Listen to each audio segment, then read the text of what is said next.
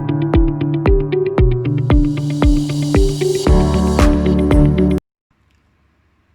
बच्चों, welcome to Rajiv classes. आज हम क्लास 10th का चैप्टर नंबर 8 कंटिन्यू करेंगे।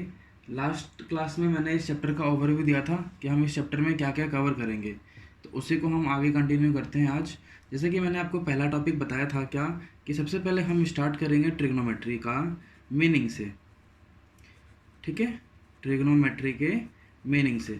जैसे कि अगर हम नेम से मीनिंग समझने की कोशिश करें तो इसका क्या मीनिंग हो सकता है। देखो, यहाँ पर हमारे पास तीन वर्ड्स आते हैं। एक आता है ट्राई, और दूसरा आता है गॉन, और तीसरा होता है हमारा मेट्री। ठीक है, देखो, try means 3, gone means sides, और मेट्री मीन्स मेजरमेंट। ठीक है, मीन्स क्या है, आपको पता है कि हमारे एक ट्रायंगल होता है, ट्रायंगल में 3 साइड्स होती है, उन साइड्स के मेजरमेंट। मीन्स जो ट्रायंगल, ट्रिग्नोमेट्री जो है, trigonometry is the study of triangle side.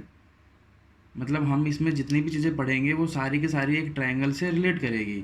ठीक है, तो ये इसका मीनिंग है, ये हमारा वर्ड टू वर्ड मीनिंग है। लेकिन अभी हम समझाते हैं आपको कि इसका एग्जांपल्स से आप कैसे समझ पाओगे कि क्या मतलब है इसका। जैसे कि देखो, ट्रिग्नोमेट्री पहली चीज़, अगर आप 10th के अकॉर्डिंग चलो तो ट्रिग्नोमेट्री हमेशा जो होगी आपके अकॉर्डिंग अभी राइट एंगल ट्रायंगल पर अप्लाई होगी। किस पर होगी? राइट एंगल ट्रायंगल पर। ठीक है, अब राइट एंगल ट्रायंगल आपको पता ही है, राइट एंगल ट्रायंगल क्या होता है। देखो, राइट एंगल ट्रायंगल में हमारे पास 3 साइड्स होती है। 3 साइड्स में एक एंगल जो होता है वो 90 डिग्री का होता है। क्या होता है? 90 डिग्री का, और बाकी 2 साइड कुछ भी हो सकती है बचे हुए कॉम्बिनेशन से। मीन्स 45, 45, 30, 60, जो भी कॉम्बिनेशन बन सकते हैं वो सारे पॉसिबल हो सकते हैं। इसमें कोई कोई वो नहीं है कि ये नहीं हो सकता तो वो नहीं हो सकता। जितनी भी पॉसिबिलिटी है 90s के वो हो सकते हैं। ठीक है, क्यों 90s के बोला मैंने? क्योंकि देखो, अगर एक 90 हो गया तो इन तीनों का सम कितना होना चाहिए? 90 होना चाहिए। तो ये प्लस ये, इन दोनों का सम भी 90 होना चाहिए। ठीक है, तो देखो, अगर हम मीनिंग के अकॉर्डिंग चले तो यहाँ पर देखो, ट्रिग्नोमेट्री, ट्रिग्नोमेट्री मीन्स 3 साइड, 3 यहाँ पर क्या है? साइड्स, और इसके मेजरमेंट्स। ठीक है, अब देखो स्टार्ट करते हैं। यहाँ पर हमारे पास, मैंने आपको सेकेंड टॉपिक में बताया था क्या? Trigonometric ratio.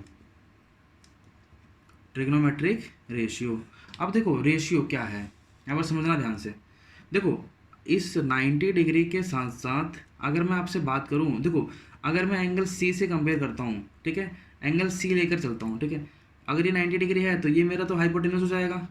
और जिस एंगल की मैं बात करता हूँ, ठीक है, जिस एंगल की मैं बात करता हूँ, परपेंडिकुलर मेरा उस एंगल से डिफाइन होगा। मतलब अगर ये मेरा एंगल है तो इसके सामने वाली साइड मेरी परपेंडिकुलर होगी, और इसके साथ वाली साइड जो होगी वो मेरी बेस हो जाएगी। समझ में आया? क्लियर? अगर मैं इस एंगल की बात करता, इस वाले एंगल की बात करता, तो ये मेरा परपेंडिकुलर होता और ये मेरा बेस। हाइपोटेन्यूज तो फिक्स है, हाइपोटेन्यूज जो होती है वो ट्रायंगल की लॉन्गर साइड होती है। ठीक है, क्लियर? अच्छा देखो, अगर मैं इन साइड्स के बीच में कॉम्बिनेशन देखता हूँ, ठीक है, अब यहाँ पर रेशियोज है। रेशियोज किसकी? साइड्स की रेशियोज। ठीक है, तो अगर मैं यहाँ पर रेशियोज देखता हूँ तो कितनी पॉसिबिलिटी हो सकती है। देखो, अगर मैं एक साइड को दूसरी साइड से डिवाइड करता हूँ, फॉर एग्जांपल रेशियो निकालता हूँ। डिवाइड क्यों बोला मैंने? रेशियो निकालना है। जैसे कि देखो, परपेंडिकुलर है यहाँ पर, और यहाँ पर मेरा हाइपोटेन्यूज है। एक रेशियो ये हो गया मेरा। दूसरा, यहाँ पर मेरा बेस है और यहाँ पर मेरा हाइपोटेन्यूज है। दूसरा रेशियो मेरा ये हो गया। ठीक है, तीसरा रेशियो क्या बन जाएगा मेरा? देखो, एक है मेरा परपेंडिकुलर और एक है मेरा बेस। ठीक है, चौथा रेशियो क्या बन जाएगा? चौथा रेशियो बन जाएगा, देखो, base upon perpendicular. Next ratio क्या बन जाएगा?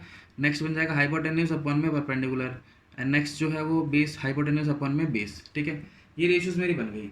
अच्छा मुझे बताओ कि क्या इस ट्राइंगल में इन सारी पॉसिबिलिटी के अलावा कोई पॉसिबिलिटी हो सकती है?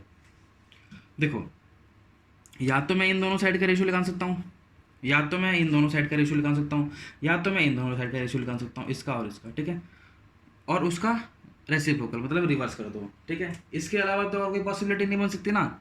देखो, ये हमारे पास एक ट्रायंगल में 6 ही पॉसिबिलिटी बन सकती है, और इन्हीं 6 को ही हमारे ट्रिग्नोमेट्रिक रेशियो बोला गया है इस चैप्टर के अकॉर्डिंग। मीन्स इस रेशियो को एक नाम दे रखा है, इस रेशियो को एक नाम दे रखा है, इस रेशियो को एक नाम दे रखा है, और इस रेशियो को नाम दे रखा है।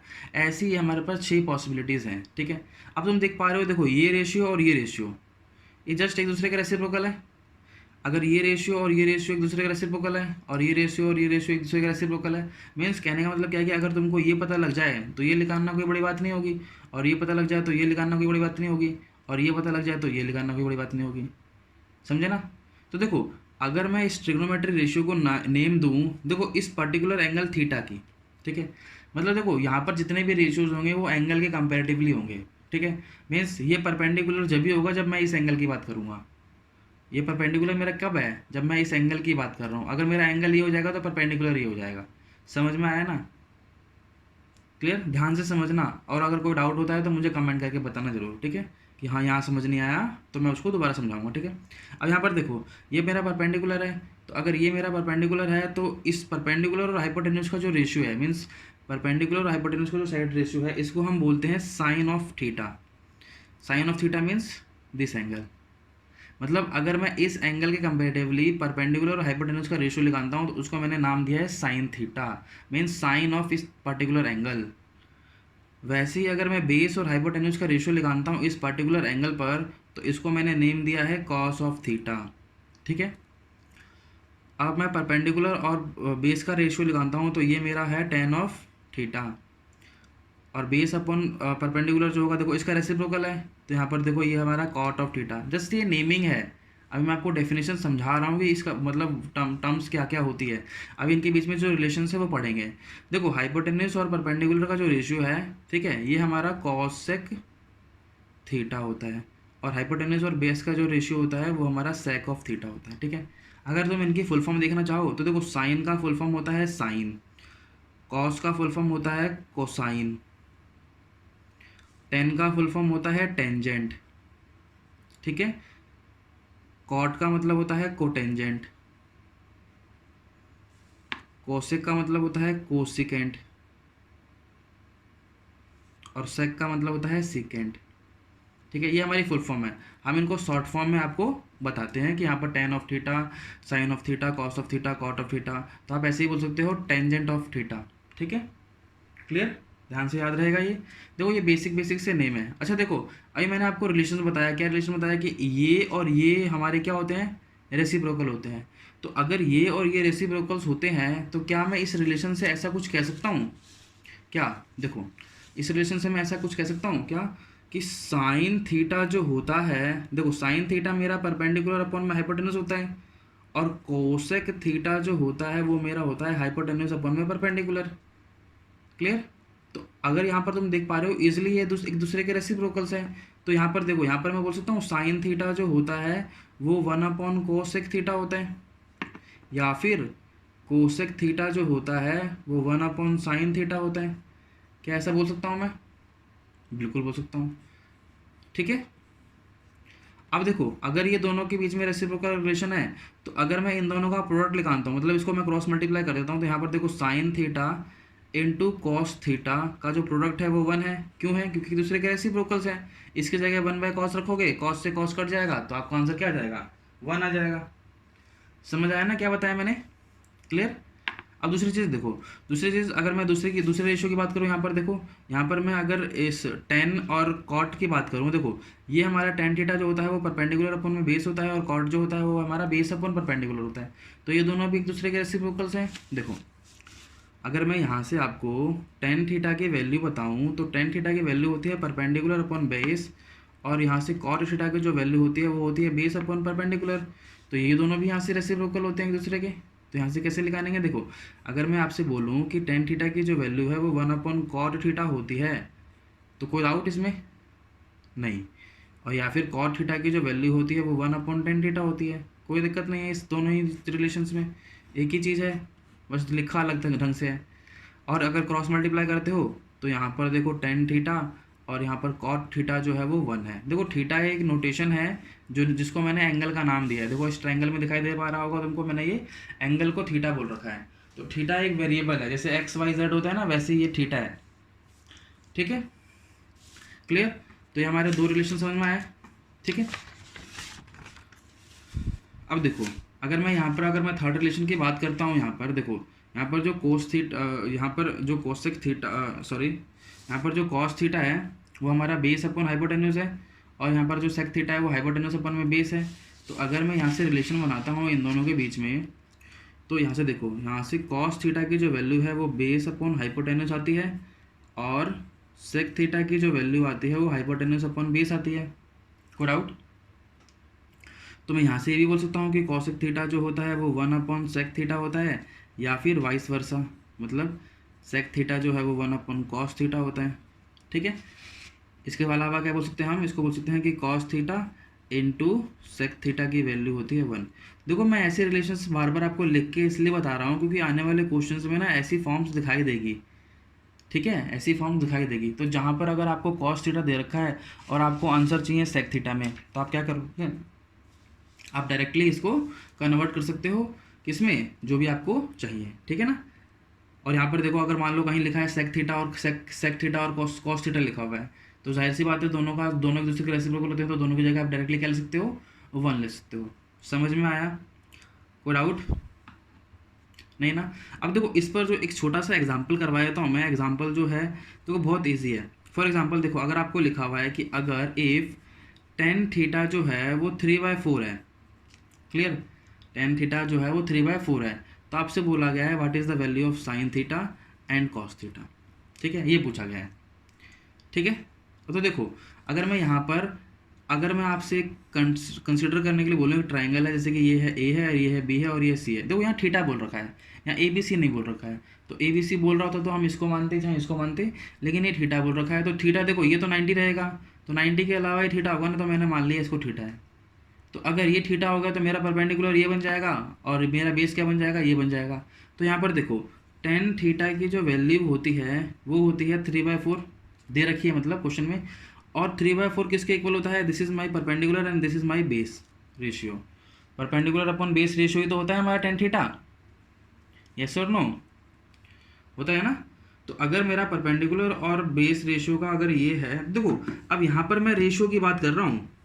ठीक है, अब रेशियो का मतलब, इसका मतलब ये नहीं है कि परपेंडिकुलर मेरा यहाँ से 3 हो जाएगा और बेस जो है वो मेरा 4 हो जाएगा। This is wrong. क्लियर? क्योंकि ये रेशियो है। रेशियो क्या होते हैं, मल्टीपल्स में भी तो हो सकते हैं ना। तो ध्यान रखना आपको, मल्टीपल्स में रेशियो होने का मतलब ये है कि ये 3 और ये 4 नहीं है। देखो ये 3 और 4 हो भी सकते हैं, लेकिन है इसकी कोई गारंटी नहीं है। ठीक है, तो आपको क्या करना है, अगर ये नहीं है तो आप मल्टीपल्स ले लो, 3 के और 4 के ले सकते हो ना। तो इसका मतलब परपेंडिकुलर की वैल्यू क्या हो जाएगी, ये हो जाएगी मेरी 3 के और ये मेरी हो जाएगी 4 के। Four out. तो अगर मैं in triangle A B C में बात करता हूँ, तो ए बी सी में पाइथागोरस लगा सकते हो। ए सी स्क्वायर जो होता है वो होता है A B square plus B C square, होता है ना। तो ए सी स्क्वायर आपको निकालना है, ए बी स्क्वायर कितना है, ए बी की वैल्यू 3k का स्क्वायर है और बी सी की वैल्यू 4k का स्क्वायर है। तो यहाँ पर आ जाएगा 9k square plus 16k square, तो ऐड करोगे तो आ जाएगा 25k स्क्वायर ए सी स्क्वायर। तो यहाँ से ए सी की वैल्यू क्या आ जाएगी, ए सी की वैल्यू आ जाएगी 5k। अच्छा मैंने प्लस माइनस 5k क्यों नहीं लिखा, क्योंकि ए सी इज़ अ लेंथ, और लेंथ जो होती है वो नेगेटिव नहीं हो सकती। समझ में आया ना? कोई डाउट? तो ये हमारा 5k हो गया। ठीक है, तो ये हमारा ए सी की वैल्यू क्या हो जाएगी, 5k हो गया। अब 5k होने का मतलब क्या है, 5k होने का मतलब हाइपोटेन्यूस की वैल्यू कितनी आ गई, 5k। कोई डाउट? क्लियर? अब देखो यहाँ पर, अब आपसे क्या पूछा था, आपसे पूछा था उसने साइन थीटा की वैल्यू। तो यहाँ से आप साइन थीटा इजीली निकाल सकते हो। साइन थीटा क्या होता है, साइन थीटा होता है मेरा परपेंडिकुलर अपन हाइपोटेन्यूस। परपेंडिकुलर मेरा क्या है, परपेंडिकुलर है मेरा ए बी और हाइपोटेन्यूस है ए सी। ए बी की वैल्यू है 3k और ए सी की वैल्यू है 5k। तो k से k कट जाएगा, तो आपको साइन थीटा की वैल्यू क्या आ जाएगी, साइन थीटा की वैल्यू आ जाएगी 3/5। ठीक है, वैसे ही अगर आपसे कॉस थीटा पूछ रहा है, तो कॉस थीटा की वैल्यू होती है base upon hypotenuse is equal to base क्या है मेरा बी सी और हाइट क्या है मेरा ए सी, सॉरी हाइपोटेन्यूस। तो बी सी की वैल्यू कितनी है 4k और हाइपोटेन्यूस की वैल्यू कितनी है मेरी 5k। तो k से k कट जाएगा तो आंसर आ जाएगा 4/5। तो यहाँ से आपका कॉस थीटा की जो वैल्यू आ जाएगी वो आ जाएगी 4/5। देखो ये जो है वो मैंने सिर्फ आपको 2 रेशियो बताया है। आपसे वो टेन थीटा दे रखा है तो आपसे कॉट थीटा कॉसेक थीटा कुछ भी पूछ सकता है, उससे कोई लेना देना नहीं है आपको। अगर आपको रेशियो की, अगर आपको साइड्स पता लग गई तो आप तो कोई भी रेशियो लगा सकते हो ईजिली। ठीक है, तो ये एक सिंपल सा क्वेश्चन था जो इसी पर बेस्ड था। ठीक है, और भी क्वेश्चंस जो है वो जो बन सकते हैं इसके ऊपर, ठीक है, वो हम डिस्कस करेंगे नेक्स्ट क्लास में। अभी के लिए इतना ही। ठीक है, थैंक यू बच्चों।